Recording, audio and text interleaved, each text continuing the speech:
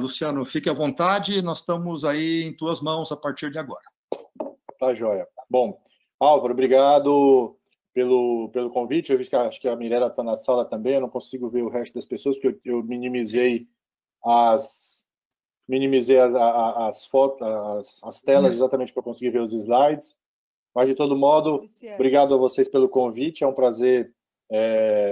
Não é a primeira vez que eu falo para o CEPET, né, mas é sempre um prazer falar para os colegas de Curitiba. E hoje a gente vai discutir sobre a utilização do corticosteroide. Nós vamos dar ênfase em Covid-19 e fazer os links da utilização do corticoide em situações correlatas que levaram a essa discussão de se o corticosteroide deveria ser utilizado em Covid-19 ou não, né? Então, nós não vamos falar de corticoide em sepse, porque eu acho que está relativamente bem estabelecido a questão da corticoterapia em paciente séptico com choque, notadamente se esse choque tiver sinais de refratariedade. Então, a gente vai abordar o corticoide mais indo para o lado da doença crítica, mais da doença respiratória, né? Então, influenza, pneumonia adquirida na comunidade grave, síndrome do desconforto e, obviamente, infecção pelo SARS-CoV-2. Esse é o meu conflito de interesse. Como o Álvaro já mencionou, a gente é parte dos estudos da Coalizão Covid-19 Brasil. E esses são os meus contatos. Se vocês quiserem entrar em contato para discutir algum tópico, ou mesmo para pedir os slides da apresentação, eu estou totalmente à disposição de vocês. Tá bom? Então, essa é a agenda que a gente vai discutir nesses próximos 40 minutos, aproximadamente. Vamos comentar sobre a fisiopatologia, notadamente trazendo para o lado de Covid-19 e por que o corticoide seria útil nesse contexto. E aí vamos embasar um pouco o que gerou a equipose ou a incerteza para investigar o uso de corticoide em Covid-19 especificamente, né? Falar de corticoide em infecção viral e pneumonia adquirida na comunidade, claramente aquela pneumonia mais grave que precisa internar no hospital, corticoide em síndrome do desconforto, alguns comentários rápidos, e, obviamente, corticoide em Covid-19. Então, quando a gente fala do processo fisiopatológico relacionado à infecção clinicamente documentada pelo SARS-CoV-2, a gente tem um período, esse slide é muito conhecido, né? Essa figura é muito conhecida de vocês. A gente tem um período inicial de resposta viral, onde você tem, durante os primeiros 3, 4, 5, 6, até o 7º dia, aproximadamente, uma atividade do vírus, principalmente nas vias aéreas superiores, também alguma atividade do vírus no trato gastrointestinal, mas você não tem um comprometimento respiratório muito significativo. Em palavras quase leigas, nesse período o vírus estaria descendo dentro da árvore respiratória do paciente, né, e gerando o processo inflamatório que se compõe principalmente a partir do 7º dia, e a gente está vendo agora talvez um pouco mais atrasado, né? 10º, 12º, 15º dia, esse processo inflamatório aqui de resposta do organismo, que durante muito tempo foi denominado de tempestade de citocinas, mas quando você vai analisar os dados que comparam essa chamada tempestade de citocinas do Covid-19 com, por exemplo, a produção de citocinas na sepse ou a produção de citocina na própria síndrome do desconforto, não Covid-19, essa tempestade parece mais uma ventaniazinha, tá? Porque, de fato, você tem uma resposta inflamatória significativa no Covid, mas a produção de IL-6 ela é vários pontos abaixo, por exemplo, da produção de IL-6 na síndrome do desconforto respiratório agudo bacteriana ou na sepse bacteriana, gerando choque séptico, etc. De todo modo, pensando nessa segunda fase, que começa a partir do 7º dia, 10º dia, etc., faria sentido você tentar modular a resposta inflamatória do hospedeiro, modular a resposta inflamatória do paciente com algum bloqueador que fosse capaz de minimizar esse efeito pró-inflamatório que a doença pelo SARS-CoV-2, que o Covid-19 é capaz de fazer. Então, a tradução clínica dessa evolução fisiopatológica de resposta inflamatória a partir do 7º dia é exatamente essa tradução que vocês estão vendo aqui nesse slide, que é bem do começo da pandemia, né, do Lancet de 2020, março, abril de 2020 aproximadamente, onde ele tinha no início, né, um quadro respiratório superior, com febre, tosse, a dispneia começaria por volta do 7º dia, e por volta do 9º, 10º dia, o paciente teria a síndrome do desconforto respiratório agudo, a síndrome respiratória aguda grave ou a sepse. Aí ele evoluiria com a necessidade de internação na unidade de terapia intensiva, alguns receberiam corticoides sistêmicos a partir do 12º dia aproximadamente. Tá? Então, essa seria uma evolução, digamos, clínica desses pacientes. E se viu que, de fato, nesse período da doença crítica, do surgimento da sepse, do surgimento da síndrome do desconforto, existia uma resposta inflamatória identificada, por exemplo, por interleucina 1 beta aumentada, TNF-alfa aumentada, interferon gama aumentada, nos pacientes que evoluíam com necessidade de internação na unidade de terapia intensiva e mesmo naqueles que não precisavam de UTI. Então, para todas essas citocinas havia uma diferença estatisticamente significante em relação ao controle saudável. E, adicionalmente, algumas desses marcadores inflamatórios eram capazes de discriminar o desfecho dos doentes. Então, nesse estudo aqui, IL-6 e ferritina foram capazes de discriminar a evolução, aqui em vermelho os pacientes que morreram, concentrações séricas mais altas de IL-6 e de ferritina, em relação aos pacientes em azul que sobreviveram à Covid-19. Então, existia uma resposta inflamatória em comparação a controles saudáveis, e essa resposta inflamatória era capaz de diferenciar o desfecho desses pacientes. A gente só não sabia nesse momento se essa resposta inflamatória era modulável ou amenizável ou minimizada através do uso de moduladores anti-inflamatórios do tipo anakinra, mesmo tocilizumab, sarilumab ou o próprio corticosteroide.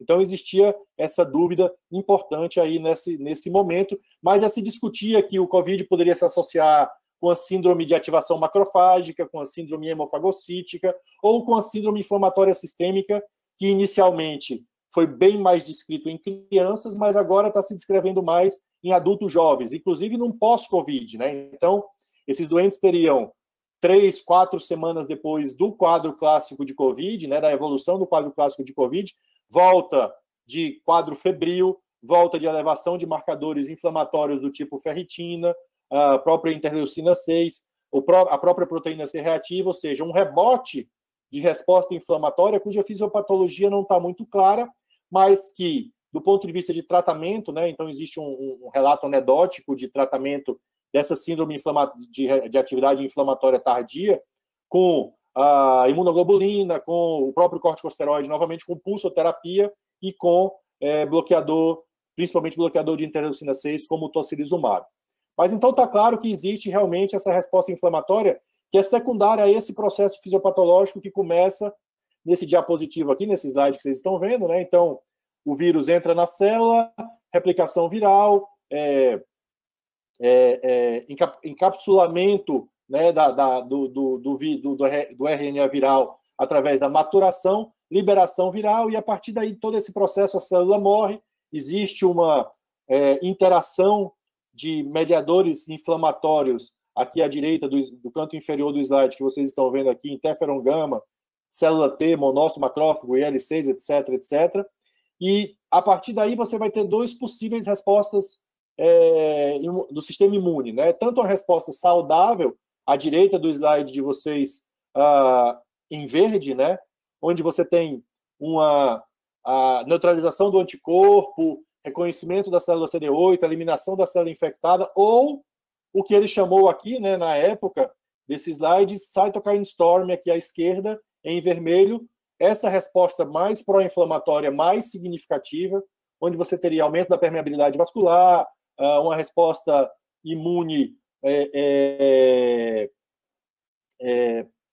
do anticorpo, que não seria neutralizante, né, não eliminaria totalmente a atividade viral, e o resultado disso seria o processo fisiopatológico da doença, que se associaria também com outros processos, né? Então, que a gente sabe, né? A gente sabe isso faz tempo, né, Álvaro? Desde o tempo da famosa proteína C ativada, do qual nós participamos dos estudos, a gente sabe que existe um link muito significativo entre a ativação da cascata de coagulação e a ativação inflamatória. Existe um feedback positivo, uma retroalimentação entre esses dois componentes, e você tem, de fato, uma ativação formação de rede de neutrófilo, a ativação da cascata de coagulação, a infiltração de macrófago, lesão vascular, hemorragia.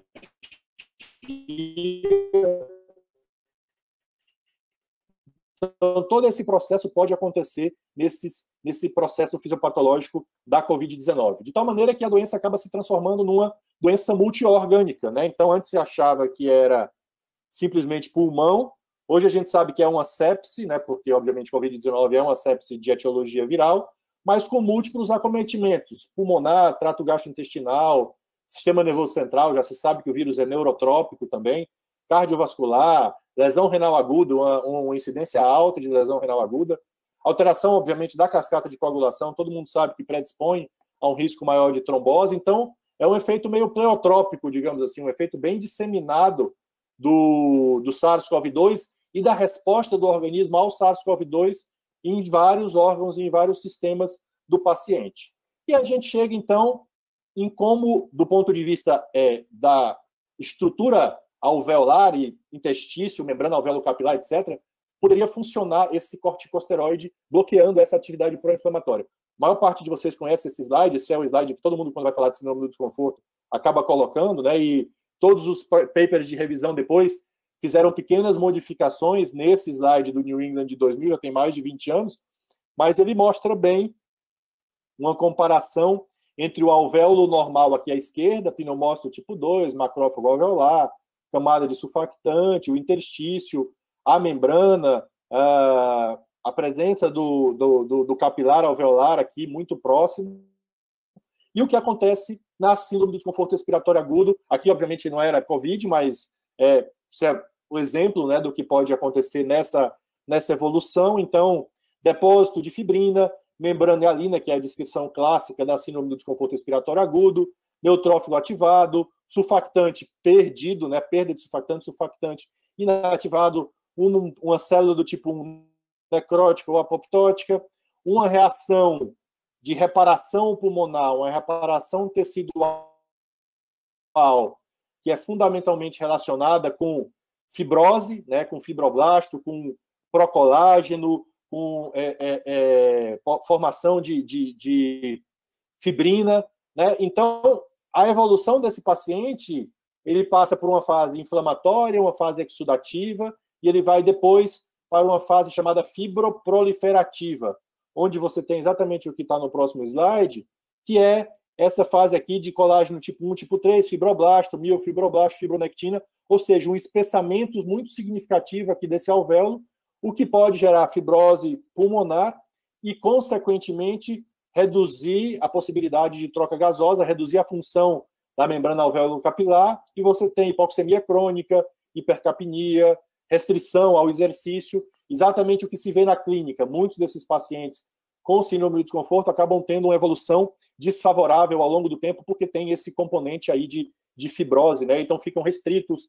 não conseguem voltar a trabalhar, né? Fazendo uma correlação com a clínica, não conseguem voltar a trabalhar, não conseguem mesmo realizar atividades das suas atividades diárias, tomar banho sem ajuda. Então existe uma restrição bastante significativa. E o corticoide, ele seria capaz de modular tanto essa fase inicial da resposta inflamatória, como também essa fase mais tardia. Tanto é que as primeiras ideias de utilização do corticoide para a síndrome do desconforto respiratório agudo foram para a fase mais persistente, depois do 15º dia de evolução da síndrome do desconforto, onde se usava metilprednisolona, dose mais alta, para tentar ver um efeito exatamente inibindo essa parte fibrótica da síndrome do desconforto respiratório agudo. Agora, a utilização do corticosteroide mudou um pouco de momento, né? A gente vai falar do Dexa-ARDS, mas a utilização foi fundamentalmente nas primeiras 24, 48 horas do diagnóstico da síndrome do desconforto respiratório agudo. Também, então, para modular não só a fase fibrótica, mas também a fase inflamatória da síndrome do desconforto. Então, essa é a fisiopatologia que justificaria, do ponto de vista mecanístico, digamos assim, a utilização da corticoterapia para COVID e para síndrome do desconforto respiratório agudo de maneira geral. Contando a história da utilização do corticoide para o COVID-19, a gente poderia começar a contar a partir da análise da literatura que que discutia a utilização do corticosteroide para infecções virais. Então, influenza ou infecções por outros coronavírus, por exemplo, MERS, né, que é a síndrome respiratória do Oriente Médio, que é causada por um primo do SARS-CoV-2. Então, vamos falar um pouquinho desse contexto, né? O uso de corticoide para infecção viral, o uso de corticoide para pneumonia, e por que quando você olha os primeiros guidelines publicados para COVID, eles, por exemplo, o guideline da Surviving Sepsis Campaign, ele não recomenda a utilização de corticoide naquele momento. Baseado em quê? Baseado no dado que a gente tinha de infecções virais e de outros coronavírus. Tem vários estudos de influenza, né, com a utilização do corticosteroide, mas, de maneira geral, os resultados estão sintetizados nessa meta-análise, que é a meta-análise mais recente de 2019. Se você for olhar a literatura não recomenda a utilização do corticosteroide para pacientes graves com pneumonia por influenza. Por quê? Toda a literatura, todas as meta-análises identificam um aumento do risco de morte quando você utiliza o corticoide para influenza. Qual é o problema dessa literatura? É tudo estudo observacional, não tem nenhum ensaio prospectivo randomizado em influenza usando corticoide, e quando você usa o estudo observacional para gerar a evidência, você está sujeito aos vieses do estudo observacional. Por exemplo, quem usou corticoide, na imensa maioria dos estudos, eram os pacientes mais graves. E, obviamente, os pacientes mais graves vão morrer mais. Por mais que você tente corrigir esse problema para o dado da meta-análise, através de técnicas estatísticas, você não consegue corrigir para todos os possíveis vieses que os estudos observacionais apresentam, inclusive os vieses ocultos, né? Então, de todo modo, e até que se faça um estudo prospectivo randomizado em influenza, não existe, no momento, a recomendação de você usar corticoide para pneumonia viral causada pelo vírus influenza, baseado nesses estudos observacionais e na meta-análise que o sucederam. Quando você parte para infecção pelo coronavírus, o que é que acha? Não existe um estudo que demonstre de forma inequívoca que o corticoide está associado com o aumento do risco de morte, porém, em estudos por outros coronavírus, que não o Covid-19, se via que o corticoide poderia estar associado, como nesse estudo aqui, a uma pior evolução do ponto de vista clínico. Então, o que acontece aqui? Os pacientes que tomaram corticoide tiveram um clareamento do vírus das suas vias aéreas mais demorados do que quem não tomou corticoide. Isso significa o quê? Provavelmente eles tiveram doença por um tempo mais longo. O corticoide, aí eu já estou fazendo hipótese, tá? Estou teorizando. O corticoide, por modular a resposta inflamatória, poderia fazer com que esses pacientes, ao invés de clarearem os vírus, né, do sistema respiratório mais rápido, demorassem mais a clarear esse vírus do sistema respiratório. E por isso, baseado nesses dados e baseado nos dados de influenza, é que os primeiros guidelines, Surviving Sepsis, e os guidelines que saíram no início da pandemia, não recomendaram você administrar corticosteroide para pacientes com infecção pelo Covid-19. Mas, de novo, isso era evidência transposta de outras infecções por outros coronavírus ou por outros vírus respiratórios. Não era evidência, obviamente, do Covid. Quando você vai para pneumonia comunitária grave, que precisa de internação hospitalar ou que precisa de internação na unidade de terapia intensiva, você vê uma literatura discordante. Você não tem estudo que demonstre benefício na mortalidade, tá? Do corticoide para PAC grave. O que você vê é estudo que mostra um tempo de resolução mais rápida da doença, principalmente naqueles doentes com pneumonia. Isso é um estudo do Torres de 2015 do JAMA, se não me falha a memória, que mostra que aqueles doentes que tomaram corticoide resolveram mais rápido a doença e tiveram uma cura clínica melhor do que os pacientes que não tomaram corticoide, isso naqueles que tinham pneumonia e uma PCR aumentada, uma resposta inflamatória mais exacerbada. Quando você vai analisar, tem várias meta-análises que fizeram, isso aqui é tudo, quase uma meta-análise das meta-análises, tá? A gente brinca, mas na verdade é praticamente isso, mas é uma revisão das meta-análises de todas, isso aqui é tudo meta-análise, tá, pessoal? Isso não é estudo prospectivo, é tudo meta-análise, ó. 8 RCTs nessa meta-análise, 9, 4, 12. Então, quando você vai olhar, o benefício da corticoterapia é exatamente até o tempo de estabilidade clínica, né, o tempo de evolução, mas não existe um benefício claro dos estudos na mortalidade. Algumas dessas meta-análises demonstraram um benefício claro, mas há uma dúvida. Tanto é que a gente não utiliza o corticoide na pneumonia adquirida na comunidade grave que precisa de internação hospitalar ou na UTI. A gente só usa o corticoide nesse cenário quando é uma pneumonia que está causando choque séptico, né? E choque séptico, principalmente aqueles choques mais refratários. Mas como tratamento padrão, o corticoide não é usado para pneumonia adquirida na comunidade, exatamente por conta dessa discordância na literatura. E aí a gente vai falar um pouquinho sobre o corticoide na síndrome do desconforto respiratório agudo. Então, tem alguns estudos da década dos anos 2000, década de 90 e anos 2000, que demonstraram, principalmente estudos pequenos, né, do Meduri, do Confalonieri, que demonstraram um benefício da utilização do corticoide quando usado no momento mais tardio da síndrome do desconforto respiratório agudo, numa fase mais, digamos assim, persistente da síndrome do desconforto respiratório agudo. Mas eram estudos de centro único e estudos pequenos, que depois foram tentados a sua repetição nesse estudo maior, que é o estudo ARDSNET, né, do New England, onde não se viu um benefício claro da utilização da metilprednisolona versus o placebo em termos de mortalidade ou de tempo de ventilação mecânica nesses pacientes, tá? Dose era 1 mg por quilo, numa fase mais tardia, depois do 15º dia, mas mesmo assim, vejam que esse estudo é um estudo pequeno, né? E um estudo interrompido por baixo recrutamento. Vejam que tem 180 pacientes nesse estudo, aproximadamente. Então, sem diferença na mortalidade, porém, vejam aqui que o corticoide aumentou o número de dias livres do ventilador mecânico em relação ao placebo, com diferença estatisticamente significante. Melhorou também a disfunção cardiovascular, ou seja, realmente, toda vez que a gente usa corticoide, o paciente sai mais rápido da droga vasoativa mesmo, né? Os estudos são unânimes, todos os estudos mostram esse desmame mais rápido da droga vasoativa.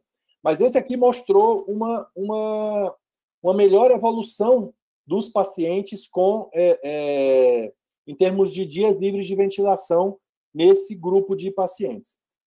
E aí, outros estudos pequenos foram sendo produzidos com o passar do tempo, até que saiu em 2016 uma das meta-análises mais recentes de corticoide, mostrando que, quando você junta a literatura, tanto estudos pequenos, né, como o estudo do Confalonieri, do Meduri aqui, quanto estudos maiores em síndrome do desconforto respiratório agudo, isso é dado de pacientes individuais, tá? Então, é uma meta-análise que tem mais força do ponto de vista de produção de evidências. Você nota um benefício da utilização do glicocorticoide para esses pacientes, com diferença estatisticamente significativa. E aí a gente vai para o famoso estudo DEXA-ARDS, né, que foi um estudo feito pelo Jesus Villar, publicado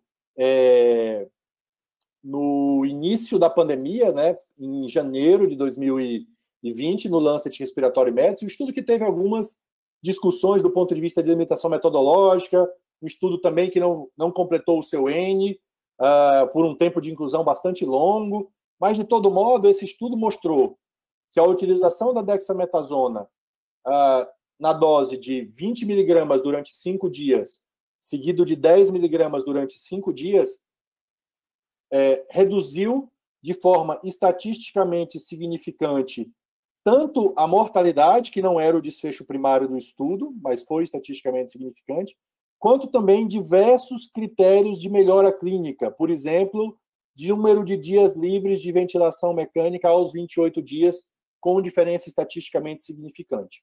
Então, isso chamou bastante atenção sobre a utilização da corticoterapia para síndrome de desconforto respiratório agudo. Juntando as meta-análises, né, teve várias meta-análises de corticoide em síndrome do desconforto, que era do Intensive Care Medicine, que eu acabei de mostrar no slide anterior para vocês. Com o dado do DexaARDS, chamou a atenção da utilização da corticoterapia para síndrome de desconforto respiratório agudo. E aí você junta, né, para pensar no COVID-19, você junta toda essa discussão que eu mostrei para vocês até agora, né? Você junta a fisiopatologia, que tem algum grau de resposta inflamatória, e se isso seria modulável, amenizável pela utilização do corticosteroide. Você junta a discussão se o corticoide funciona para infecção viral ou não, né? Essa discussão de aumenta a mortalidade, não aumenta a mortalidade, o estudo é observacional, o estudo é ruim, o dado de que o corticoide funcionaria para síndrome de desconforto respiratório agudo, pelo DexaARDS e pelas meta-análises da literatura, e o fato de que você tem uma doença nova e que você precisa de uma droga que seja útil para melhorar a evolução desses pacientes. Então, juntou tudo isso nesse caldeirão e os grupos de pesquisa mundialmente resolveram, vamos fazer estudo, vamos avaliar o efeito da corticoterapia em COVID-19. Faz todo sentido a gente usar corticoide em COVID-19, do ponto de vista de mecanismo, existe uma dúvida se ele funciona ou não, vamos esclarecer essa dúvida através da forma mais correta, que não é pela opinião do vizinho, que tomou dexametasona e melhorou, não é pela opinião do Ministério da Saúde, é através da evidência científica, é através da produção de estudos prospectivos randomizados, bem feitos, bem desenhados, com um N que seja adequado, né, e que consiga mostrar claramente se aquela intervenção é eficaz ou não. E aí a gente chega, obviamente, no recovery, né, que foi que tem sido, né, a grande luz que tem iluminado o tratamento de Covid mundialmente, né? Eu não tenho dúvida que o Martin Lanray e o Peter Horby, os investigadores, mais gente, obviamente, mas esses dois que são os investigadores principais do recovery, vão ser nomeados cavaleiros da ordem de Sua Majestade, a Rainha Elizabeth, assim que acabar essa pandemia. Não tenho dúvida, porque a contribuição dessas pessoas para a produção científica e para o esclarecimento do tratamento do Covid mundialmente é substancial, né? Então, eles têm produzido inúmeras outras coisas, né? Claramente aqui eu vou falar só da dexametasona, mas se vocês olharem o que o Recovery tem feito, é de embasbacar, né? De todo modo, eles produziram um estudo prospectivo, randomizado, aberto, né? Com um desenho pragmático. O que é um desenho pragmático? É um desenho que está incorporado na prática clínica. Então, 100 e tantos hospitais da Inglaterra, do Reino Unido, participaram desse estudo. Então, eles têm pouquíssimos dados dos pacientes. Então, eles têm o dado clínico de idade, os dados demográficos mais comuns, e tem se os caras morreram ou não. Se estavam em ventilação mecânica, se não estavam, e se morreram ou não. A gente não sabe se as intervenções do recovery são seguras ou não são seguras, né? Então, existe, obviamente, uma eficácia muito grande, porque os estudos são enormes, com um N... aqui tem 4.000 doentes fazendo cuidado usual e 2.000 pacientes tomando dexametasona, 6.000 doentes no estudo. Mas a gente não tem informação nenhuma, nem se a glicose desses doentes estava 150, 180, se tiver hiperglicemia, se tiver infecção ou não tiver. Então, obviamente que esse desenho tem limitações, mas é um desenho que se presta, digamos assim, a você responder perguntas num cenário de caos, que era o cenário que o mundo que continua vivendo, né? Mas que estava vivendo na época que o recovery foi produzido. Então, o que o recovery achou? Os caras fizeram um estudo onde eles deram 6 miligramas de dexametasona durante 10 dias, seja por via oral ou por via endovenosa, para pacientes internados em hospitais do Reino Unido, e eles viram, na população inteira, um benefício estatisticamente significante da utilização da dexametasona. Esse benefício foi muito puxado pelo dado da população que estava recebendo oxigênio ou pelo dado da população que estava recebendo ventilação mecânica não invasiva, etc., e ventilação mecânica invasiva. Ou seja, tomando 1 litro de oxigênio no catéter até o cara que estava em ECMO, esse foi o grupo que se beneficiou. O grupo que estava hospitalizado e não tomou oxigênio não teve diferença estatisticamente significante em termos de redução da mortalidade. Por isso que as recomendações da utilização do corticoide têm sido para pacientes hospitalizados necessitando de oxigênio. Quando você vai avaliar a utilização do oxigênio nessa população de pacientes que não utilizou o oxigênio, você vê que a dexametasona e o cuidado usual, existe até uma abertura da curva aqui, né? Até a mortalidade parece maior na dexametasona em relação ao cuidado usual. Aqui não teve diferença estatisticamente significante, mas isso já sugere que você não deve utilizar o corticoide para pacientes fora do hospital ou para pacientes que estejam no hospital, mas não estejam precisando de oxigênio, ou seja, aquele indivíduo menos grave. O corticoide seria para pacientes que estão com uma gravidade maior associado ao COVID-19, tá? Acabou que a evidência do recovery foi transposta para o mundo real de uma forma totalmente deturpada. Então, muita gente está utilizando dexametasona no começo da doença, né? E isso pode, claramente, como eu já mencionei, afetar a resposta do organismo a essa fase inicial dos primeiros 7 dias de produção de vírus, de replicação viral. Isso pode prolongar a doença dos pacientes. A gente não sabe qual é o efeito dessa dexametasona prévia na evolução clínica dos pacientes com COVID-19. Isso não está demonstrado na literatura. O Recovery, então, fez um estudo onde ele usou em todos os pacientes internados no hospital. Isso é um problema, né? Porque você tem perfis de gravidade muito diferentes entre o cidadão que está tomando oxigênio num catéter 1 litro por minuto e o outro que está em síndrome de desconforto respiratório agudo, moderado ou grave na UTI. São bem diferentes os perfis desses pacientes. Óbvio que a gente não sabia disso quando a gente bolou o nosso estudo, ele foi bolado em março. Ele foi um estudo que foi muito baseado no estudo DEXA-ARDS, né, no estudo do Jesus Vilar, tanto que a dose do Codex foi a mesma dose do DEXA-ARDS, e o Codex, pelo menos, ele usou uma população, foi um desenho de trial clínico mais próximo do que a gente está acostumado, avaliando eficácia e segurança, e ele usou uma população mais restrita num momento agudo da síndrome do desconforto respiratório causado pelo COVID-19. Então, era até 48 horas do surgimento do diagnóstico da síndrome do desconforto respiratório agudo, e os pacientes tinham que ter uma PF menor do que 200. Então, o estudo brasileiro, né, o estudo da Coalizão Covid-19 Brasil, e aí eu preciso agradecer muito aos meus colegas da coalizão e principalmente aos colegas do Sírio-Libanês por terem conduzido esse estudo, né, e temos conseguido publicar esse artigo no início de setembro, mas o estudo demonstrou, ele randomizou 300 pacientes, 299, 151 para dexametasona e 148 para o cuidado padrão. A dose da Dex era a mesma dose do estudo DEXA-ARDS, né? Então 20 mg 5 dias, 10 mg outros 5 dias. E o desfecho primário era dias livres de ventilação durante os primeiros 28 dias. E a gente viu que a dexametasona aumentou os dias livres de ventilação mecânica com diferença estatisticamente significante para esses pacientes.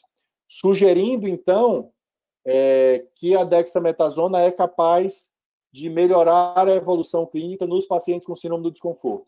Não tivemos diferença na mortalidade, pelo menos não diferença estatisticamente significante. A mortalidade do grupo cuidado padrão foi 61% e a mortalidade do grupo dexametasona foi 56%. Mas o estudo com esse N, ele era incapaz de demonstrar, ele não tinha poder para demonstrar benefício na mortalidade dos pacientes, tá? A gente queria um desenho de estudo rápido, que a gente pudesse responder essas perguntas de forma mais rápida, né, e identificar uma intervenção barata, uma intervenção prontamente disponível, que a gente soubesse o seu perfil de segurança e, consequentemente, a gente pudesse ser capaz de implementar essa intervenção globalmente, digamos assim. E aí, nós não conseguimos demonstrar um efeito claramente diferente do ponto de vista de segurança. Então, a gente esperaria que o corticoide fosse capaz de causar mais hiperglicemia ou aumentar a incidência de infecções, pneumonia associada à ventilação, catéter, etc. No nosso estudo, isso não foi estatisticamente significante para esses pacientes, tá? Mas a gente sabe que o corticoide é uma medicação que tem inúmeros efeitos colaterais. Eu vou falar desses efeitos colaterais mais para frente, mas a gente sabe que realmente tem que ficar de olho quando você usa o corticosteroide nessas questões, né? Então, distúrbio hidroeletrolítico, retenção de sal e água, hiperglicemia, infecções, etc. Tá? Junto com o CODEX, que é o estudo brasileiro, saíram outros 2 estudos, o estudo francês, que é o CAPE COVID, e o estudo americano, que é o estudo REMAP-CAP, que também avaliaram corticoide em COVID-19. Então, o estudo brasileiro usou Dexa, o estudo francês usou hidrocortisona, e esse estudo REMAP-CAP americano também usou hidrocortisona.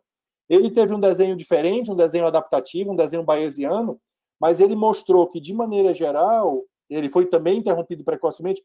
Todos os estudos de corticoide em COVID foram interrompidos precocemente pela evidência do recovery. Quando você tinha um grupo padrão que não tomava corticoide, saiu o recovery, imediatamente ficou antiético você deixar de dar corticoide para o grupo cuidado padrão. Né? Então, isso fez com que os estudos fossem interrompidos precocemente. De todo modo, esse estudo REMAP-CAP, com o seu desenho, ele conseguiu demonstrar um tempo de dias livres de ventilação mecânica maior, aqui em azul, desde o azul escuro até o azul claro, dos pacientes que tomaram hidrocortisona em relação a quem não tomou hidrocortisona. E na análise bayesiana, uma probabilidade acima de 80% de que a hidrocortisona seja eficaz para melhorar a evolução clínica desses pacientes com COVID-19 grave. Tá? O estudo Recovery, o estudo brasileiro, o estudo REMAP-CAP, o estudo CAPE-COVID e outros 3 estudos foram unidos numa meta-análise que também, todos esses estudos saíram juntos, né? O brasileiro, o americano, etc. E essa meta-análise também foi publicada no dia 2 de setembro no JAMA. Tá? Isso foi feito por um time da Organização Mundial da Saúde, né, esse grupo aqui, e isso serviu para ajudar a OMS a elaborar o guideline de uso de corticoide para COVID-19. Tá? Então, o que essa meta-análise achou? Um benefício da utilização de corticoide com associação da redução da mortalidade nos pacientes que estavam com doença crítica por COVID-19 e tomaram, seja metilpred, seja hidrocortisona, seja dexametasona. Tá? Então, houve um benefício estatisticamente significante dessa meta-análise, né, com várias análises, e isso serviu para que a OMS publicasse o seu guideline dizendo que pacientes críticos com COVID-19 deveriam receber 6 miligramas de dexametasona durante 10 dias. Eles usaram a dose do recovery porque era o estudo que tinha o maior número de pacientes inclusos no dado da meta-análise. E aí, trazendo o Botero para a nossa discussão, né, o que o corticoide pode causar de efeito adverso? Então, já está demonstrado que o corticoide tem um efeito clínico significativo, mas ele causa, né, nessa meta-análise, ele causa eventos adversos, hiperglicemia, hipernatremia, com diferença estatisticamente significante. Então, a gente tem que ficar de olho nesses eventos adversos relacionados ao corticosteroide. Uma miopatia também é descrita com a utilização do corticoide. Quando você soma nesses doentes imobilismo, bloqueador neuromuscular e mais corticoide, realmente eles têm uma fraqueza muscular, COVID-19, né, bastante significativa nesse cenário. A gente ainda está em busca de uma associação clara para o COVID-19 entre o corticoide e infecções nosocomiais. Um estudo que eu procurei isso na literatura nos últimos dias também para trazer para vocês, e não consegui achar de forma clara, achei relato de caso. O paciente estava tomando corticoide e fez uma aspergilose, é um CAPA, né? Covid-associated pulmonary aspergillose, aspergilose pulmonar relacionada à Covid. Mas relato de caso e nada do ponto de vista de produção de evidência é praticamente a mesma coisa, né? Equivale a dizer que a minha vizinha tomou Dexa e melhorou. Então, o que eu achei de mais, assim, mais bem feito é esse estudo do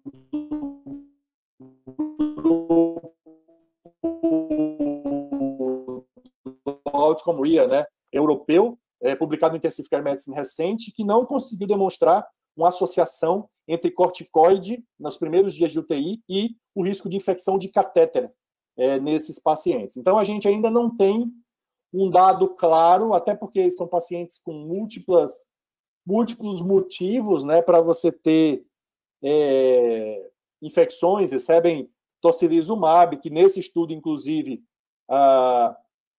foi associado com infecção de catéter, né? O tocilizumab foi associado e o corticoide não, mas os pacientes têm múltiplos motivos para ter infecção, pneumonia associada à ventilação, catéter, etc. Então, não está claro ainda nesse cenário de Covid-19 se o corticoide aumenta ou não o risco de infecção. E aí eu deixo com vocês com... Esse é o penúltimo slide, o último é o de encerramento, com as perguntas que faltam responder, né?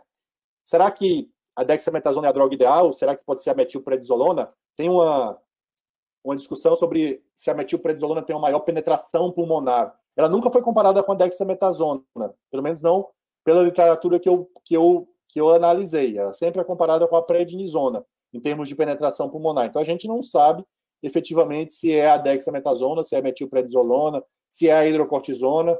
Não sabemos também qual é a dose. Todos os pacientes vão tomar 6 miligramas? O paciente de 50 quilos toma 6 miligramas e o de 90 quilos, 100 quilos, toma 6 miligramas? Qual é o tempo ideal? Será que só 10 dias é suficiente?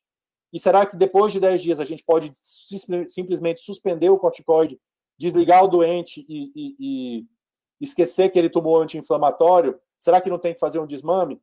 Então, tudo isso tem dúvida que essa literatura do corticoide em Covid-19 gerou. Tá bom? Eu queria agradecer a atenção de vocês e eu estou à disposição para responder as perguntas. Deixa eu só abrir aqui, parar de compartilhar e abrir a... Como é que eu faço para parar de compartilhar aqui? Eu estou apanhando do GoToMeeting. Oi, doutor, deixa que eu tiro. Acho que agora foi, né? Foi. Sim. Deu certo. Luciano, primeiro, muito obrigado. Ótima, excepcional apresentação. Acho que colocou em perspectiva aí desde o mecanismo fisiopatológico das lesões respiratórias e o potencial benefício que o corticoide pode fazer nas diversas fases e um resumo dos principais trabalhos. Eu queria ouvir um pouquinho, enquanto o pessoal aí pode se animar, se alguém tiver alguma pergunta, eu vou fazendo algumas perguntas aqui. A Mirela está aí, Mirela? Eu estou. Queria que você cumprimentasse o Luciano primeiro. Oi, Luciano. Eu já dei um oizinho para você aí. Tudo bom? Seja bem-vindo aqui, viu? Um prazer ter você com a gente, Luciano. Bom ver vocês. Sempre bom ver vocês. Então, eu posso fazer um comentário? Eu achei que você ia me responder todas aquelas perguntas que você comentou no final, viu? Eu estava com essa expectativa. Né? Eu posso te responder eu posso te responder do mesmo jeito que eu posso te responder se cloroquina, que posso dizer que cloroquina funciona para o Covid, né? Posso te responder assim, né? Mais ou menos nesse mesmo grau de evidência, digamos. Saiu um estudo de metilpred agora, mas é um estudo tão pequeno, dizendo que metilpred, no Journal of Intensive Care Medicine, que metilpred funciona melhor do que Dexa, mas é um estudo cheio de vieses, então a gente não tem, de fato, uma evidência clara mesmo não, né? Acho que tanto faz, mas desculpa, Mirela, eu te interrompi. Não, eu só quis brincar, porque essas são as perguntas de $1 milhão, né, Luciano? E como é que você acha que caminho, assim, que a gente vai ter para esclarecê-las? Eu acho que é complicado, né? Porque comparar as drogas, sim, agora múltiplas doses de múltiplas drogas, né? Não vai ser simples responder a todas essas perguntas, né? E você sempre tem, Mirela, a questão de que quando você faz múltiplas drogas, você corre o risco de você ser bombardeado pelos revisores, né, e pelos leitores, dizendo assim, mas o padrão é dexametasona 6 miligramas, você vai fazer metilprednisolona, outra droga, sem comparar com a dexametasona primeiro, entendeu? Então, é sempre muito difícil realmente responder essas perguntas. O que é que está rolando? Está rolando um estudo da Escandinávia, que o Anders Perner é um dos investigadores principais, comparando 6 com 12 de Dexa. O estudo tem 1.000 pacientes de amostra prevista, eles já devem estar com uns 700, e é paciente com catéter nasal de alto fluxo para cima, né? Então, catéter nasal de alto fluxo, ventilação não invasiva e ventilação mecânica invasiva. Porque existe um feeling, né? Aí eu vou chegar na história da vizinha que tomou cloroquina. Mas é um feeling de que 6 miligramas para alguns, não sei se vocês têm esse mesmo feeling aí, mas a gente aqui tem um claro feeling de que 6 miligramas para alguns pacientes é nitidamente pouco, né? Então, em alguns, a gente acaba avançando na dose do Codex, próximo da dose do Codex, de 20 miligramas. E talvez, quando você vai olhar, por exemplo, aí eu também já estou... Isso tudo é altamente especulativo, o que eu estou falando aqui, tá, pessoal? Não tem nada baseado em evidência para deixar bem claro essas minhas afirmativas. Quando você vai olhar, por exemplo, o dado do tocilizumab, será que ao invés de dar tocilizumab em cima de 6 miligramas de Dexa, não valeria a pena simplesmente aumentar a dose da Dexa, ao invés de dar um outro anti-inflamatório? Entendeu? Então, tem todas essas questões que eu espero que a literatura nos próximos meses consiga responder. Então, tem esse estudo de 6 versus 12, tem um estudo que eu vi hoje, o resumo dele no Trials, acho que da Croácia, que o Mervyn Singer está até ajudando, comparando a dose do Recovery com a dose do Codex. Eles usaram exatamente a dose do Codex, eles dizem lá que é para paciente mais grave, usando 20, 5 dias e 10, 5 dias, 300 doentes, para ver também se 6 é pior do que 20 ou 6 porque também 20 pode ser mais associado com efeito colateral, mais infecção, mais hiperglicemia, e não tem um benefício tão claro. E a gente está querendo também, só para completar essa discussão sobre dose, droga, etc., duração, a gente está querendo estudar, nós estamos começando a discutir isso dentro da BRICNet, fazer um estudo de Codex, dose do Codex 10 dias, versus, para paciente grave, né, versus dose do Codex 10 dias, seguido de um desmame por mais alguns dias. O desenho a gente ainda está elaborando, porque não está claro na nossa cabeça ainda como seria. Porque, às vezes, não sei se vocês também têm essa impressão, tem alguns pacientes que a gente para o corticoide depois do 10º dia, o cidadão volta a ter febre, volta a subir o PCR, você colhe uma procalcitonina, a procalcitonina vem baixa, você colhe cultura, a cultura não dá nada, e parece tudo mais um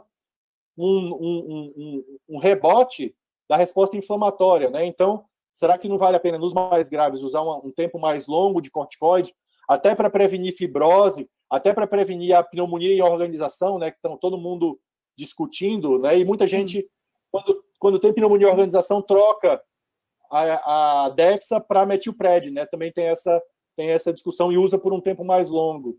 Então, será que não vale a pena só usar Dexa por alguns dias a mais? Muitas questões ainda a esclarecer, né, sobre esse tema. Você sabe que aqui também o protocolo, os doentes mais graves, 20, os menos graves, os que estão só com oxigenoterapia, catéter 6. Então, sempre fica essa sensação de que 6 é pouco. É pouco, né? Parece nitidamente pouco, Parece nitidamente pouco. É uma dose média que alguns vão se beneficiar e outros provavelmente não, né? É isso mesmo. Obrigada, Luciano. Imagina, eu que agradeço. A sala continua aberta. Quem quer fazer algum comentário, alguma pergunta para o doutor Luciano? Bruna, você tinha algum monte de perguntas para poder fazer com corticoide, Bruna? Você às vezes faz assim, às vezes faz assim. Queria te ouvir um pouco. Que eu estava realmente pensando, a gente discute bastante isso, a partir do Codex a gente começou a usar em alguns casos realmente a Dexa com 20 miligramas, E a gente fica muito em dúvida, né, do que fazer. E eu estava só pensando que se a gente não tivesse o Covid, talvez a gente usasse essa dose de 20 miligramas para todos os pacientes com SARA. Então, é uma dúvida recorrente que só um estudo científico realmente vai sanar, né? Enquanto isso, a gente fica só no achismo e tentando fazer o melhor pelo paciente.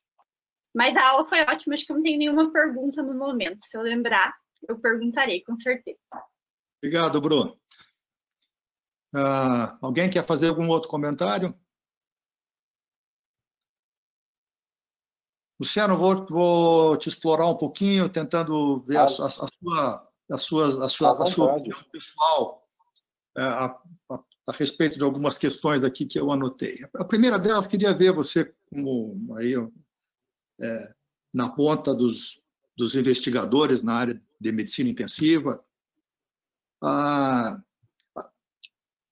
importância dessas plataformas hoje para poder avaliar um grande número de opções terapêuticas juntos num grande número de doentes, né? Fazendo estudos cada vez mais pragmáticos, mais rápidos.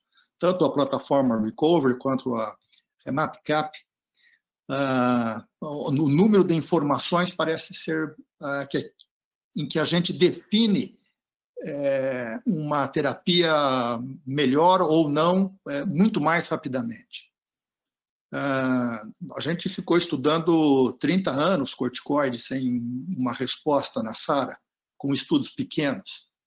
E, de repente, o Recovery tinha randomizado 6.000 doentes com o resultado em junho. Então, em 3 meses, você consegue montar uma plataforma, randomizar um número enorme de doentes e, de repente, apesar de vários dados em que a gente não conhece com exatidão, SOFA dos doentes, qual é o nível de intervenção de suporte respiratório,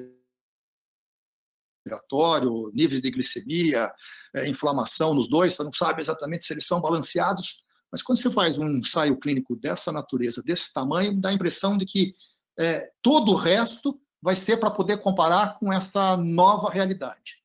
Parece que no meio de junho a gente não sabia ou não usava corticoide, e a partir de 6 de junho a resposta era 6 miligramas por quilo de 6 miligramas de dexametasona para todo mundo que internar com algum déficit de oxigênio, e todo o resto vai ser comparado com esse controle. Queria ver um pouco como é que vocês têm discutido essa capacidade hoje de você. Quando vocês fizeram o Codex, ele é um ensaio clínico assim mais padrão, tradicional. Você faz um estudo com plataforma, dá a impressão que você perde uma série de validade interna, mas ganha uma capacidade de generalização enorme. Eu acho que o seu comentário é super apropriado. Eu acho que, além de você ganhar uma capacidade de generalização, você ganha a capacidade de ir ajustando o trial ao longo do tempo, sem ser pesadamente criticado por isso, né? Quando você faz um trial tradicional, onde você tem um desfecho primário, onde você tem 2 grupos de pacientes, que você sabe que você vai incluir 150 de um lado, 150 do outro, e você vai ver a evolução desses caras, você não consegue modificar muito esse desenho desse estudo. Você vai ter que seguir sempre o plano estatístico, etc, etc. No ensaio clínico multiplataforma, com o desenho que a gente chama de adaptativo, você pode ir ajustando as características do estudo enquanto o estudo está transcorrendo, né? Então, você começa um estudo analisando tocilizumab, corticoide, colchicina e aspirina para esses doentes e o grupo controle. Primeiro que o grupo controle, o grupo padrão, ele pode servir como controle dos vários estudos, né? Os mesmos doentes servem como controle de vários desses estudos. Então, você não precisa ficar randomizando milhões de pacientes, um tipo de grupo controle para cada estudo. E segundo, a partir do momento que você vai randomizando e você vai avaliando dentro das análises interinas, você consegue dizer, olha, a gente chegou numa análise e o braço aspirina assim, não funciona, vamos parar de randomizar para aspirina e vamos começar a randomizar mais para colchicina ou para tocilizumab. Então, você vai fazendo esses ajustes ao longo do estudo. Você vai consertando, trocando o pneu com o carro em movimento, né? Diferente do ensaio clínico tradicional, que você é pesadamente criticado quando você muda o desfecho, quando você muda a população do estudo, etc. Na análise bayesiana, no ensaio adaptativo, isso já está previsto dentro do desenho, né, de você ir fazendo esses ajustes. Eu acho, Álvaro, que isso deve ser provavelmente Claro que os ensaios clínicos tradicionais não vão acabar, mas o ensaio clínico adaptativo ele é muito provavelmente o futuro do ensaio clínico nas diversas áreas, não só em terapia intensiva, em cardiologia, etc, etc, etc. E outro aspecto importante desse tipo de desenho é sua característica, como eu disse na apresentação, de ser pragmático, ou seja, eu não dou um trabalho substancial aos investigadores locais, como eles tiveram, por exemplo, no Codex. Você imagina a CRF do Codex, que era relativamente extensa, e por isso que a gente cortou muita informação, a gente colocar 2.000 doentes fazendo a CRF do Codex. Sem chance, entendeu? Como é que isso tem que funcionar na prática? Todos os dados clínicos habituais têm que ser inseridos na UTI dentro do seu sistema. Digamos que a UTI, todas as UTIs têm um EpiMed, só para dar um exemplo. Não tenho nenhum conflito de interesse além da amizade com o Márcio e com o Jorge. Todas as UTIs têm um EpiMed. Eles inserem os dados lá no EpiMed e você, quando vai coletar os dados do estudo, eles vão inserir os dados no EpiMed de todo jeito, porque o EpiMed é a plataforma deles de benchmarking, ou de análise. O sistema randomiza e as informações do teu atendimento do dia a dia são utilizados. Exatamente. E aí você só randomiza, e o mesmo dado clínico do doente, se está em ventilação ou não está, também já e se morreu ou não morreu, também já é coletado no dia a dia. Não tem informação adicional para você coletar porque o cara está no trial. Então, por isso que eles não têm dado de infecção, não tem dado de hiperglicemia, não tem outros dados mais granulares. E essa é uma limitação que esses estudos têm, paciência, né? Por outro lado, como você já disse, eles têm inúmeros benefícios do tipo conseguir randomizar 6.000 pacientes em 4 meses. Né? Não, fenomenal. Acho que, de alguma forma, se tornou má prática você não fazer corticoide hoje para um doente que interna com pneumonia grave por Covid e que precisa de oxigênio. Todas as outras discussões passam a ser em cima desse grupo controle. Ou seja, o grupo controle toma 6 miligramas de dexametasona por 10 dias e qualquer outra coisa vai ter que ser comparada com isso. Você já comentou um pouquinho da dose. Você acha que a fase da doença pode alterar um pouco? Você começar mais cedo, como, por exemplo, o Dexa começou, começar mais tarde, como o Meduri gosta, por exemplo? Eu acho que sim, porque quando você começa na fase inicial, você tem todo o efeito anti-inflamatório do corticoide, né? Quando você começa na fase mais tardia, você tem o efeito antiproliferativo, antifibrótico do esteroide. Fundamentalmente, porque você não tem mais tanta inflamação. A inflamação já se foi. O que ficou foi a sequela, né? E aí a fibrose, a cicatrização, a regeneração pulmonar. Então, eu acho que tem bastante diferença, talvez por isso os estudos não conseguiram demonstrar um efeito claro, né? E também tem outra coisa, naquela época os doentes eram ventilados com uma ventilação que não era tão protetora assim. Então, você dava um anti-inflamatório, mas você ventilava detonando o pulmão, né? Então, talvez parte do benefício tenha se perdido a partir daí. Você acha que há um caminho da utilização do corticoide junto com o bloqueador de interleucina 6 e outros bloqueios de outras vias anti-inflamatórias juntos? Eu acho que sim. Eu acho que o próprio Recovery mostrou isso e o próprio REMAP-CAP também mostraram, né? A minha única dúvida eu tenho um pouco de pé atrás com o anakinra, né, com o tocilizumab, porque ele é caro, ele não está prontamente disponível. Eu tenho visto pacientes via telemedicina no Brasil inteiro. E tem alguns que eu indico tocilizumab e não tem. Esquece. Agora, neste momento, hoje, não tem tocilizumab disponível. Principalmente em cidades menores. Então, assim, não tem tocilizumab, aumenta a dose do corticoide, entendeu? Então, até que ponto vale a pena você... Eu sei que a evidência foi feita com ele, mas se o medicamento não está facilmente disponível e é caro, nem todo lugar tem, era mais fácil você aumentar a dose do esteroide, né? Usar uma dose do Codex, que tem benefício claro, benefício demonstrado em literatura, né? E, a partir daí, usar esse cenário. Eu acho que existe uma faixa de dose de corticoide que tem benefício, né? Dos 6 aos 20 miligramas, aquilo que a Mirella comentou. O cidadão que está mais tranquilo usa 6.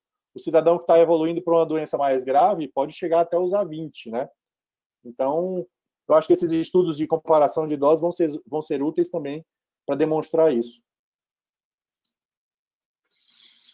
Ok. Alguém tem mais algum comentário, alguma pergunta para o Dr. Luciano? Alisson, João?